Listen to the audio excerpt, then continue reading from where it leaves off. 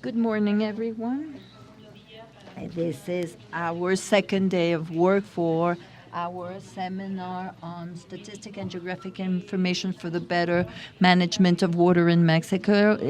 It's an honor for me to present this new paper, The Print of Water by Maite Aldaya. She will be speaking from far away. It's late for her. Maite Aldaya is a post-PhD researcher, and she works for the Sustainable Management Office at the program of the United Nations for the UNDP. She is also associated to the Water Print Network. She has master's from the University of London. She has worked for the European Commission and the United Nations and FAO. And she has developed and researched on the accounting of water, the water print, and the efficiency in the management of water in different associations such as the Twente University in Holland, the Complutense University in Madrid, and the Polytechnical University in Madrid.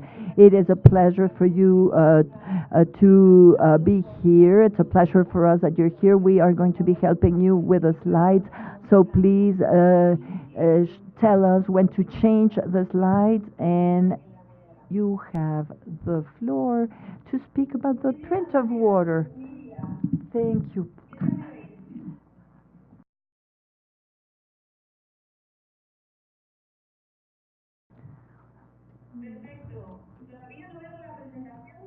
I can see the presentation. I don't know if I can. You're going to show it to me on the screen? This is the introduction to the assessment of the water print. So let me get started. In the first place, I want to thank INEGI and the Autonomous University from Mexico for having organized this seminar and allowing me to make this presentation. I shall present the methodologies of the water print on the assessment of the water print. Now let me show you the first slide. And this is the structure of my presentation on the water footprint network. These are the concepts and the foundations of the water footprint, and then I will speak about the assessment of the water footprint at the different scales. First, I'll speak of the product, then the consumer, then the country, and then for the private sector.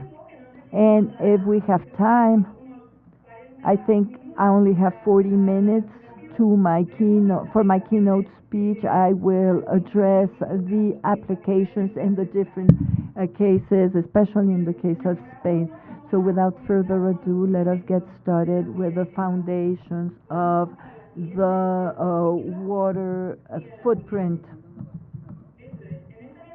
Now, in this slide, this is a graph that was created in the McKinsey report. You all know this was included, and here we can see that today it seems that there are sufficient water resources to cover the needs at a national level, but in 2030, because of the climate change and the variabilities, the growth of the population, the many changes, it seems that in 2030 there won't be enough water to satisfy the demands of the population. And if we compare the first column, the consumption of water, with the consumption of gas in the last column. Therefore, it is necessary to improve the efficiency and the productivity of water. This not only in the arid zones, but in the wet regions, and the water can be redistributed through the commerce and trading.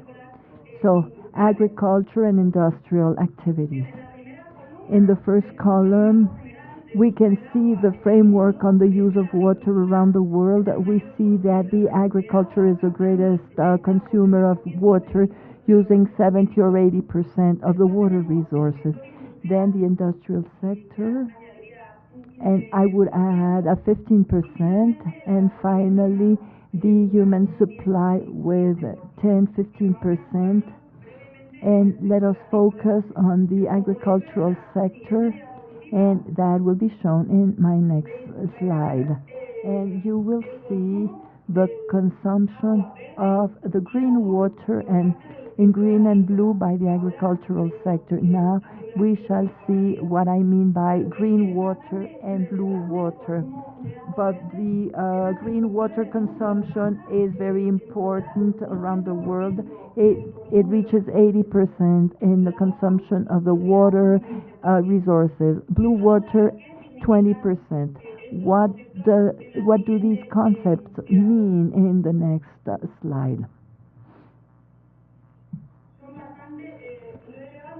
These are very important facts because the green water is a novelty concept in regard to water.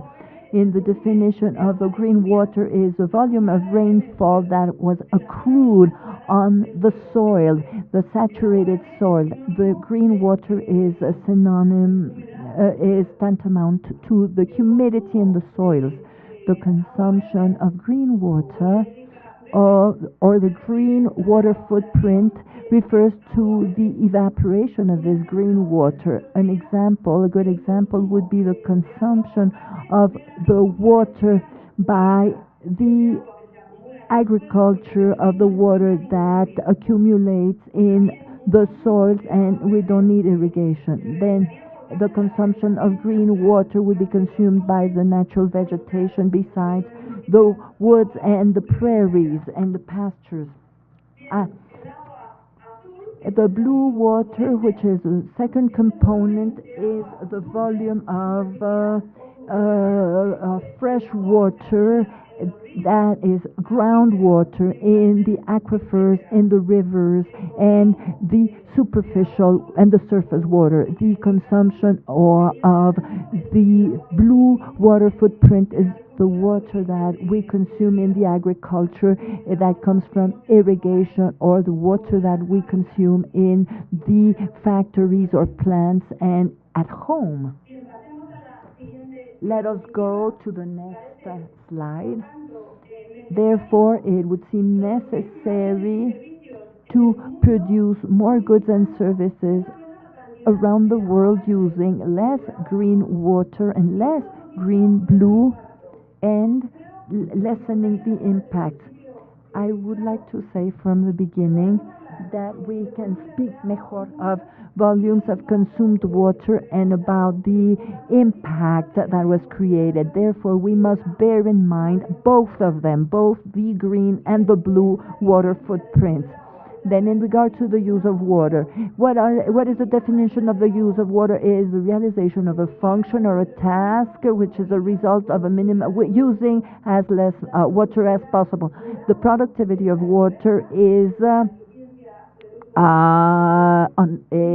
contrary of the water saving, and it refers to the relation between the volume of the benefit and the amounts of water used during the production. And the water footprint would be an indicator of the efficiency of the use of the water, because we provide it in cubic meters per unit of product, or per mass. This is in regard to the efficient use of water in its definition and the definition of the productivity of water. Next slide. And now we can see it well. We can see that so far the management of water has been performed from the viewpoint of the water basin, and that is the correct measure. But we should not forget that water has a global dimension. The consumption of intensive goods and water somewhere in the world can now impact the location of the production in a negative or positive way. And generally, the pricing of water is not included in the pricing of the product, and therefore the consumers are not paying the price of the negative impacts at the location of the production. And this water footprint would show the link between the consumption and the production. Now let's go to, there are several accounting systems for water. One of them would be the water footprint. And so far, the accounting of water has been carried out from the viewpoint, from the perspective of the production and not the consumption. Although there are many data, you have here the information that focuses on the use of the blue water from the perspective of the production. A database would be the questionnaire by Eurostat or the OECD. Another one would be the Aquastat from FAO. That would be another accounting system. And another one would be, and this one, I would like to explain it in more depth and say that not only it includes the consumption of blue water, but we are also including the consumption of green water. And this would be the economic and environmental accounting system for water, which is an accounting system that was created by the Statistic Division from United Nations, located in New York, and this is where it has been devised, and it will be implemented in years to come.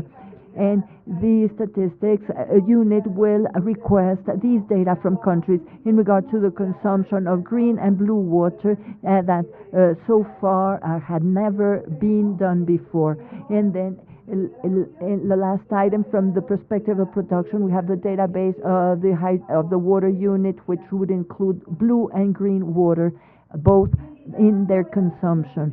Maybe more of a novelty would be the water accounting from the viewpoint and the perspective of the consumption.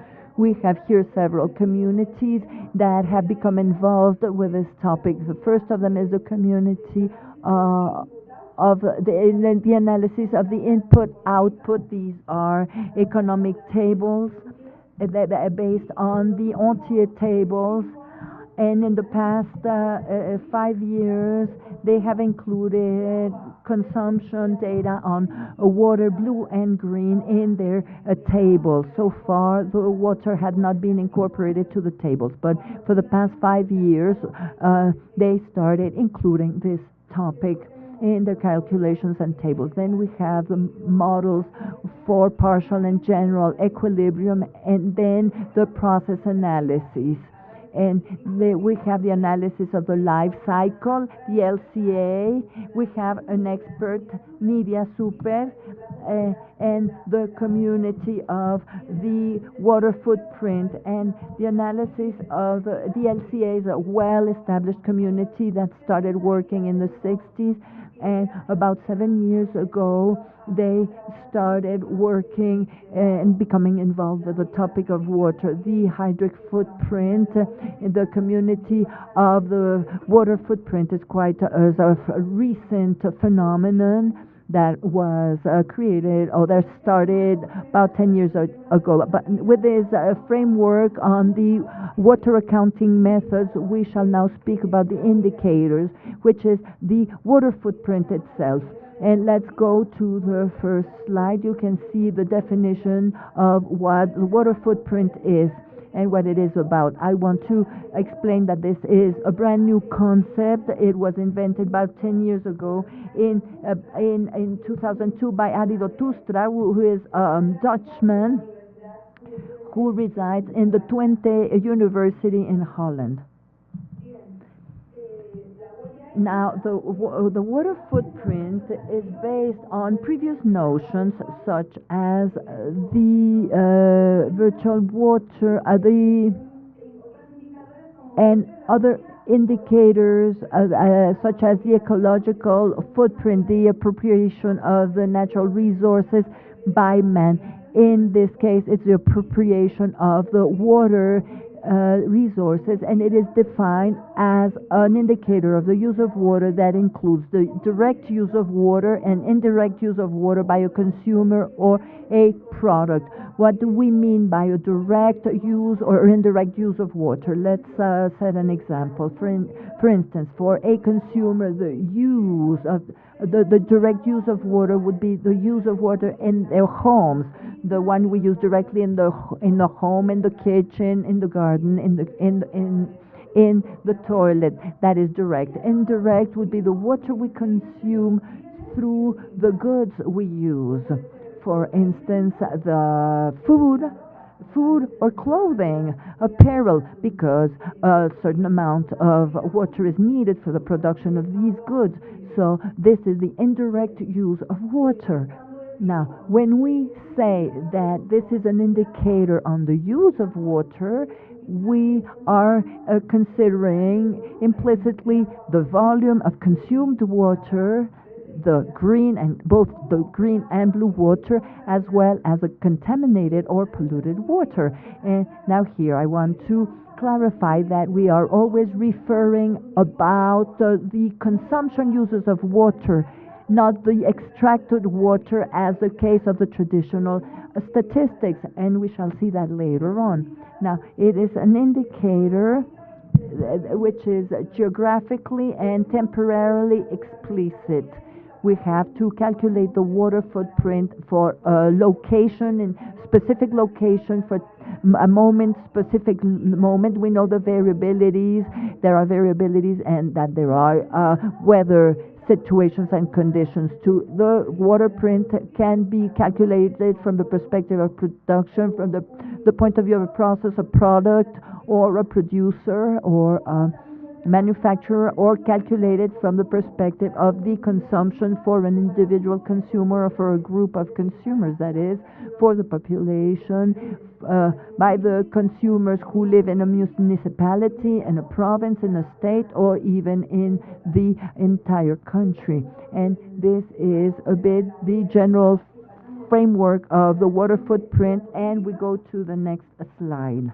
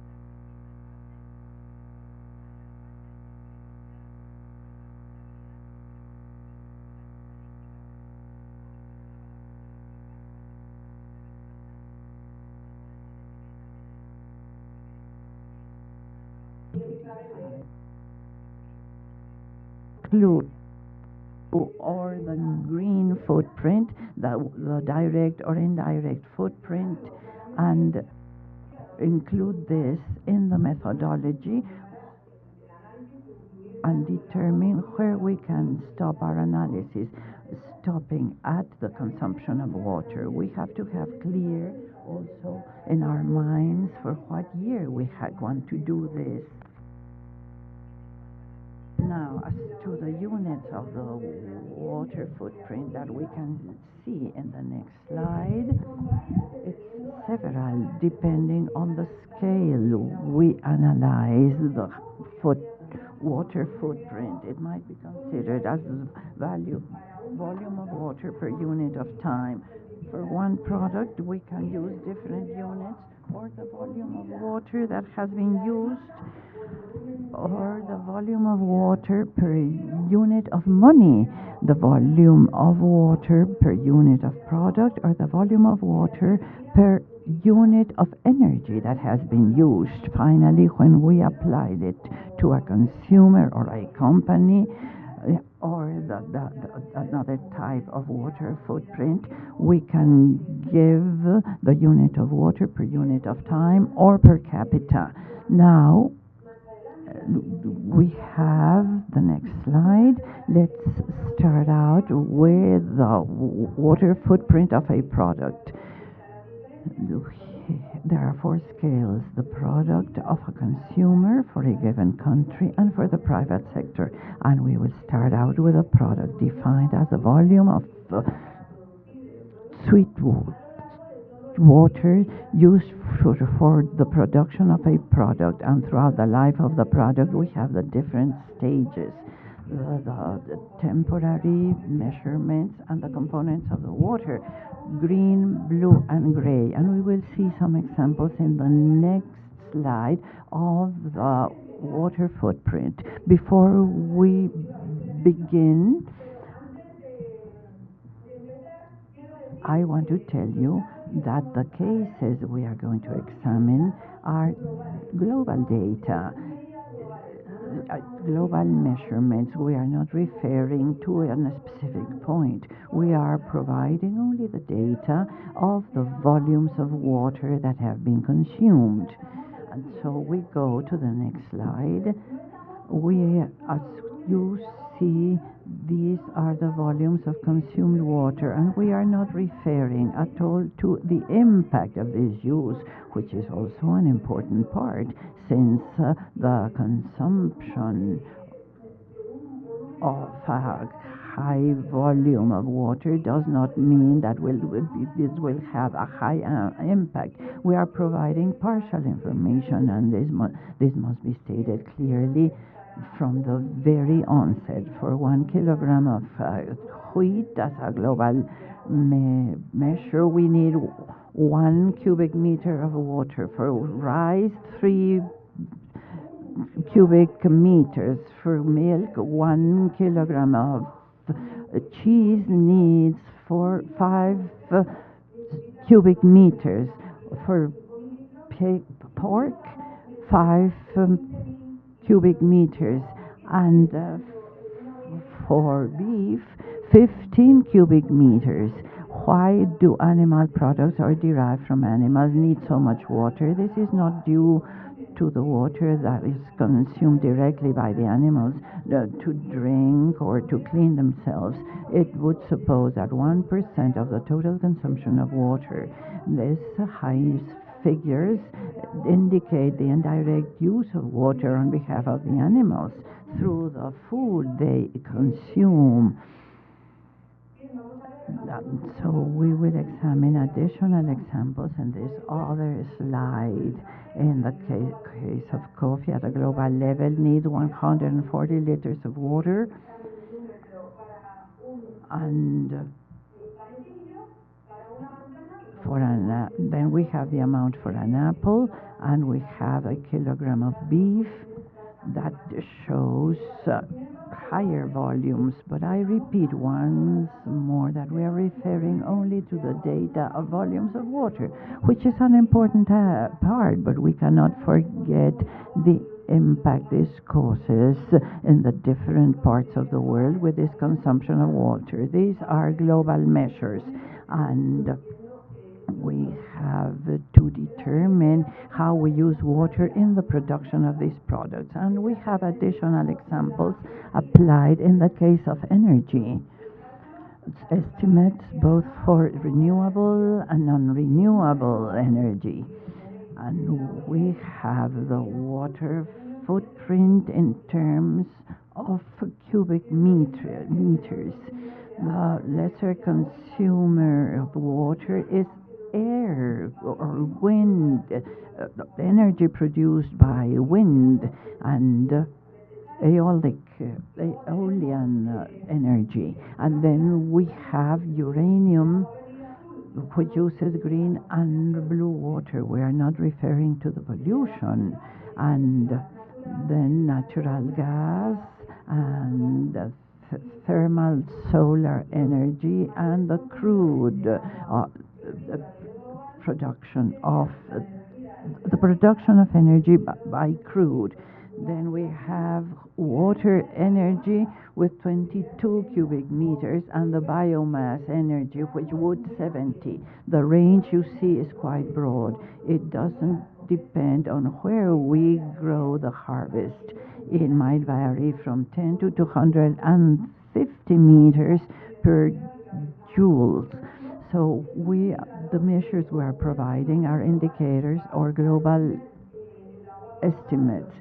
And also the evaporated waters of the embankment will depend on where this embankment is, and each evaporation rate will be different.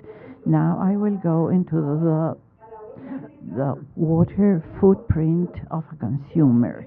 I see that time flies, and I will try to move faster. Because the water footprint of a consumer is defined as the total of water used for the production of goods and services that have been consumed. We have different dimensions and components of water. Then we go to the next slide.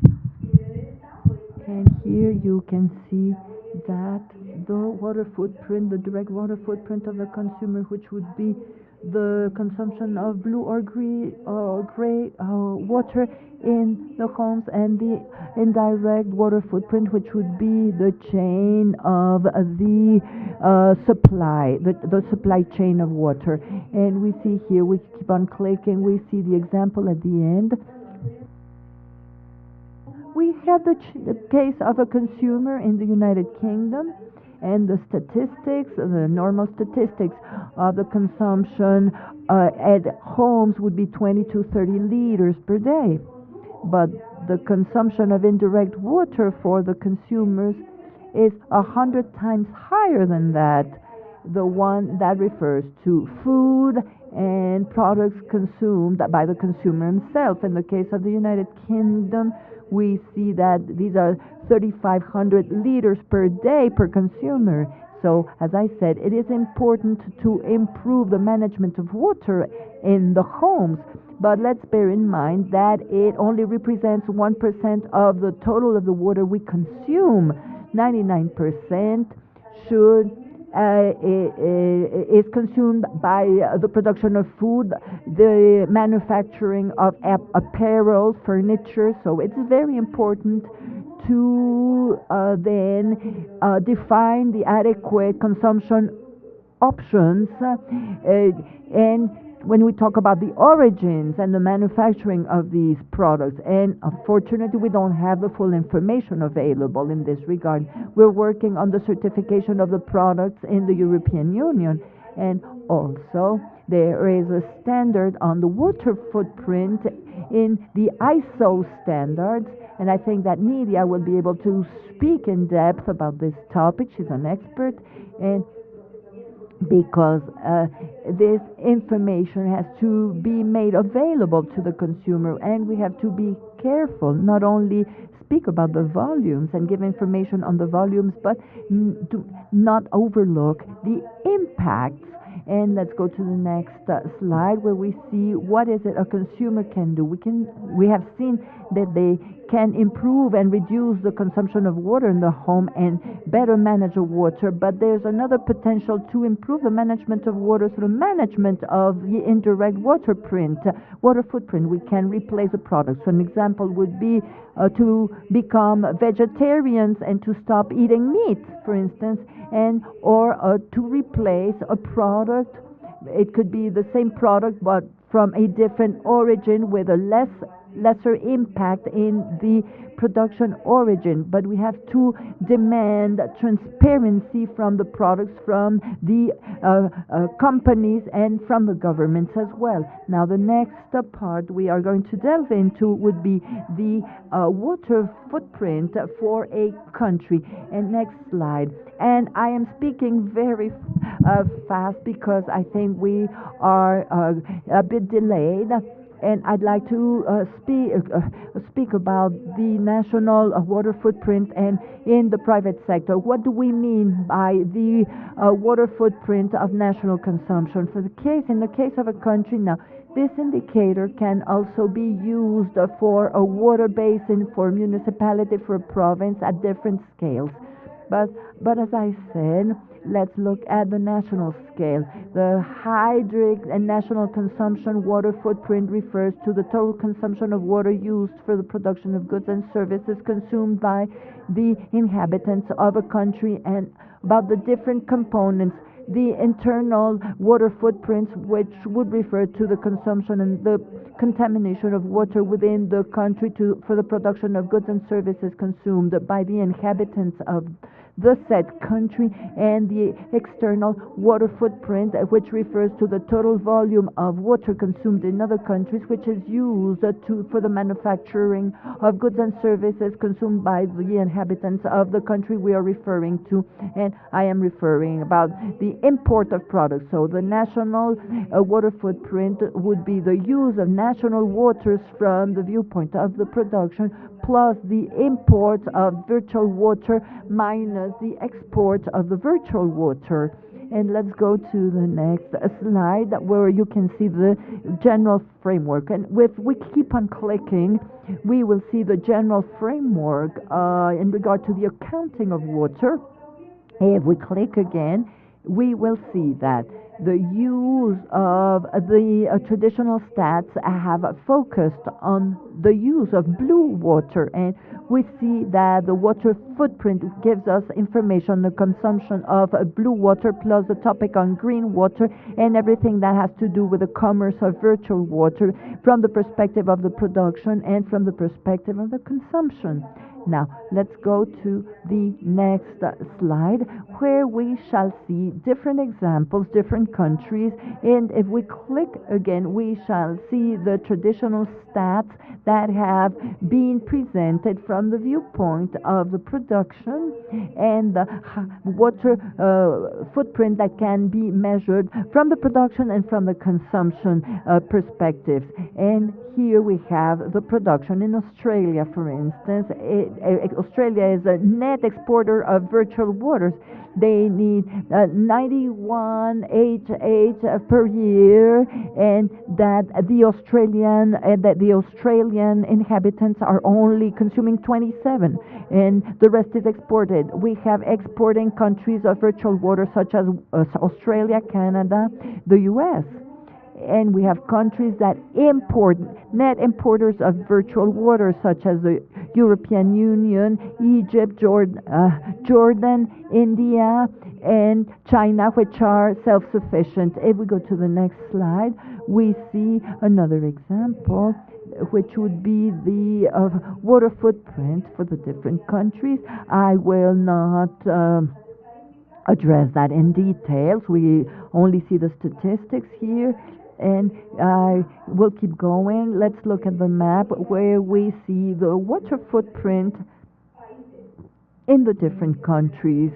And generally in the northern hemisphere, we have a very high water footprint. This is due to many reasons in the consumption patterns and in the production patterns, which are quite representative. And let's keep going because, as I said, we are barely within our time. Now, what can a country do to improve the pressure on the water resources? Well, it can include the stats that can be complementary to the traditional stats, such as the consumption of green water or the trading of virtual water incorporated to the national policies, water policies in the country.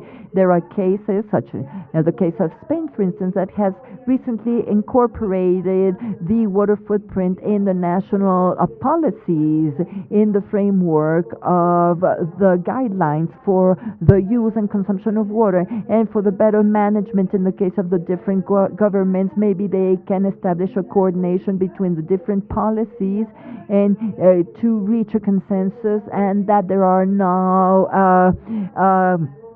negative incentives.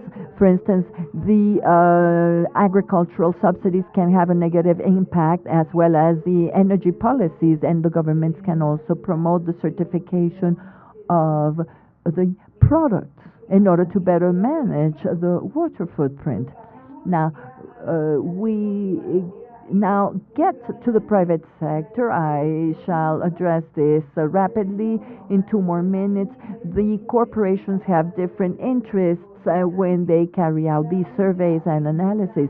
First, because they find opportunities if they are more ecological, if they are innovators and innovative in their sales, and they can also work in the water footprint issues because, of course, they can find risks such as the lack of water or the topic of floodings, which would be a physical threat for the companies, but also a reputation risk for the image of the company, a regulations risk if the company wants to get ahead of the income tax returns, and financial issues too. So what's the water footprint of a company? This is the total fresh water that is used directly and indirectly to operate a business. If we go to the next slide, we shall see that this has 2 watersheds.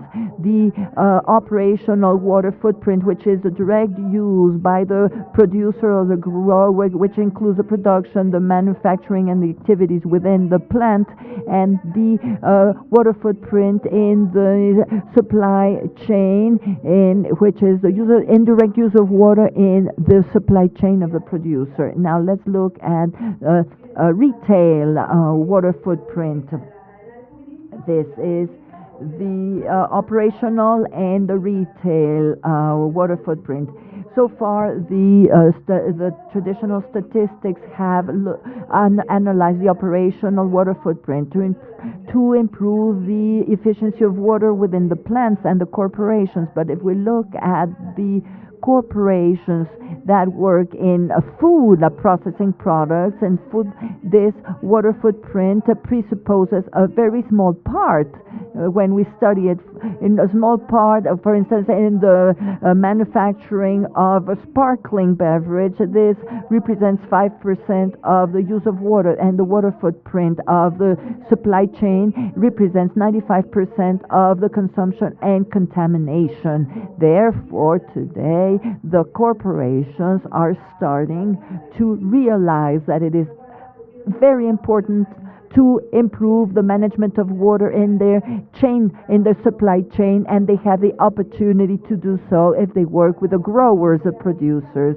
And if we look at the next slide, we shall see what a company can do. They can reduce the water footprint, the operational footprint, or they can reduce the water footprint in the supply chain, and this can have an impact in the providers and the suppliers and the producers, maybe change suppliers or change the model of the business, the scheme of the business. And next,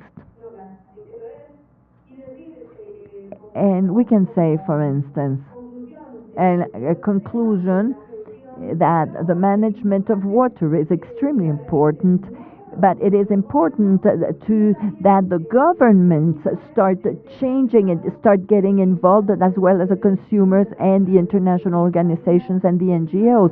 At the end of the day, this is a task that needs the involvement of every possible party. I think I have taken more time, but I would still have to have time. I would like to have time left for the questions and answers. If you want any further information from me, please send me an email.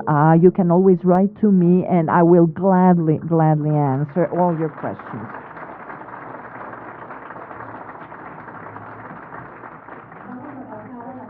Let's now go to the Q&A session.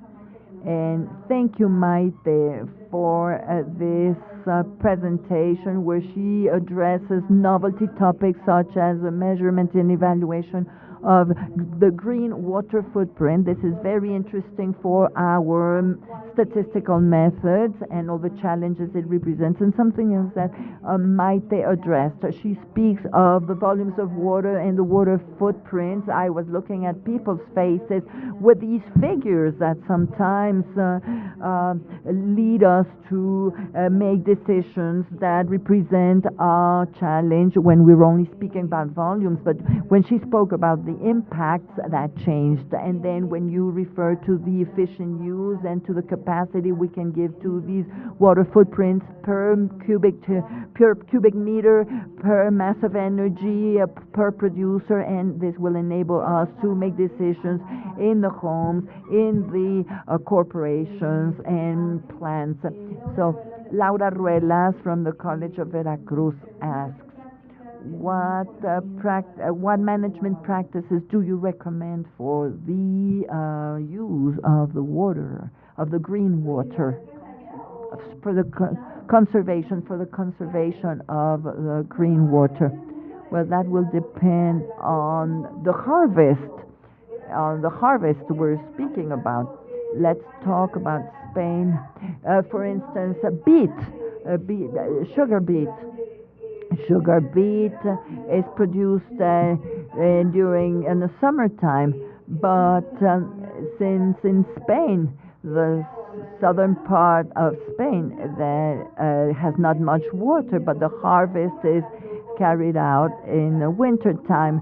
So this tallies with the consumption dates as well as the dates for the retention of humidity in the soils. But as we see, it will depend on the harvest, and it depends on the location, the area, the zone of the country we're speaking about. Karen asks, have you published any case study in the evaluation phase of the sustainability, regarding the sustainability?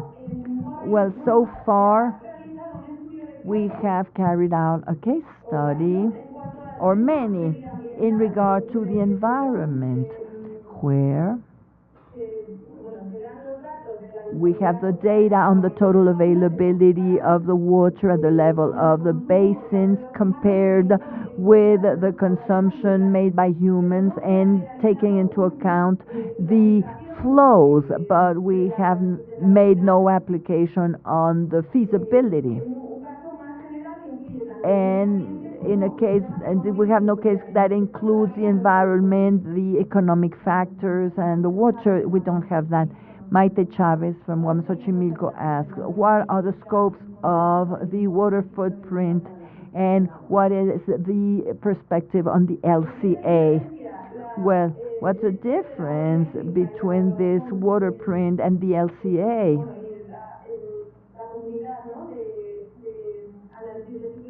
And the community, the LCA community. Well, in regard to the definition, we can find the differences.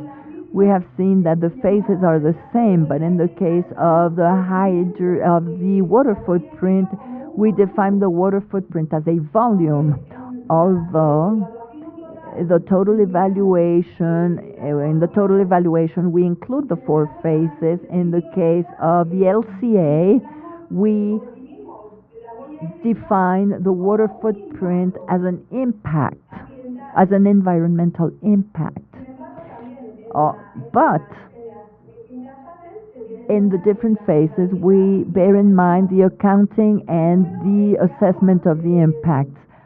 I think that both are useful methodologies that can be used for different purposes. Thank you. Rogelio Mondragon from INEGI asks, are there any mechanisms implemented in any country to socialize this concept of water footprint amongst the population and for new generations in order to improve the incidence and look after the management of water? Well, to socialize, that is, to disseminate the water footprint. In Spain, we have carried out analyses with economic indicators and in regard the economic productivity of water. We have also included the topic on the jobs that are provided, but we have to further develop this study and the sustainability of the water footprint and work in the evaluation of social and economic impact. I think that we still need to work in this and many other contexts.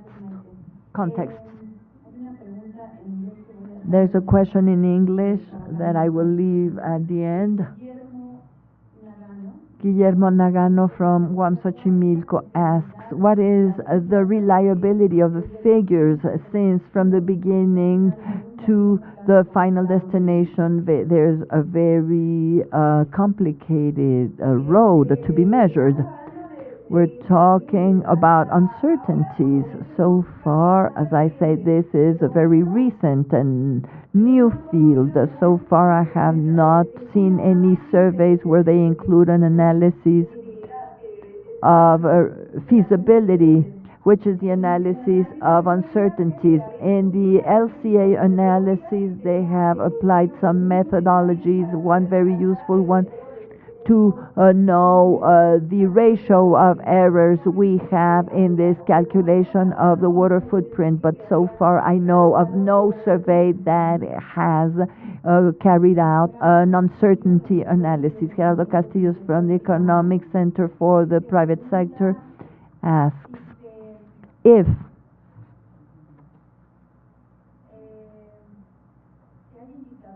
are there any indicators on the water consumption for the production of energy? But if we take into account the consumption of electric power by pumping water, and if we are we taking this component into account when we are carrying out this accounting method? Well, with regard to energy, there are two types of different surveys: the water for energy and the energy for water. And so you're asking about the energy, the production of electric power for energy. Well, we have worked in the topic of water for the production of energy, and now analyzing the production of energy for water, accounting the electric power for pumping water. Thank you, Maite. One more question directly from the audience for you. Hola, mi pregunta va a ser en inglés. Yo soy Mijail Nagy de la Agencia para el Agua de Austria. Es una pregunta técnica relacionada con el término agua consumida en la huella hídrica. Este término va más allá de la definición de las estadísticas del agua, porque incluye también agua contaminada. Y yo quiero hablar un poquito más qué significa esto. Ya tengo 3 ejemplos. Entonces, por ejemplo, en el caso del agua residual descargada por la industria y al municipio para las plantas de tratamiento, ¿está esto incluido o excluido directamente? Las aguas residuales directamente descargadas después del tratamiento, ¿están incluidas o excluidas? Y el caso de las aguas de enfriamiento que son nada más contaminadas por la temperatura y no por contaminantes. Entonces, ¿qué significa esto en estos términos, en este contexto? Could you ask the question again because I can't hear you well? Well, according to one of the comments you mentioned, one of your comments, seal water and consumed water as a different notion in regard to hydric footprint. So Mr. Nagy is asking how the methodology of the water footprint considers the treated waters, if it's included or not, and how. What happens with this discharged water after treatment? Is it included or not? And what considerations do you have for cooling water, if it's included or not? We are focusing on the topic of gray water, contaminated water, as I understand it. A bit along these lines, but the direct question is this general term of water footprint. It's speaking about consumed water. Of course, if you break it down with the gray water footprint, go ahead. But how these three terms on treated waters, waters after treatment, and cooling waters are considered in the general topic of the water footprint. How are they included in that notion and in the definition? Well, the water footprint refers to the consumed volumes of water. If water is not consumed, it is treated and it is discharged and again available. It does not presuppose a water consumption. So this is not a blue water print, a blue water footprint. So we should not forget the temporary dimension. For instance, during the dry season, and if they are treated at the moment and then discharged, they would be put in a blue water footprint, and that has to do with the consumption. Now, in regard to the contamination, I think that I understand that Mr. Nagy was asking about the discharges of contaminated water.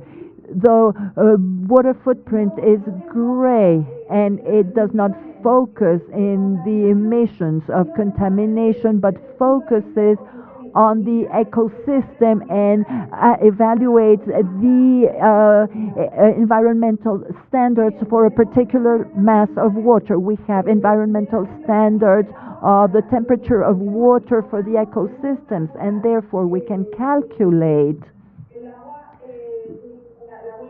the gray water footprint referring to a technical contamination, for instance.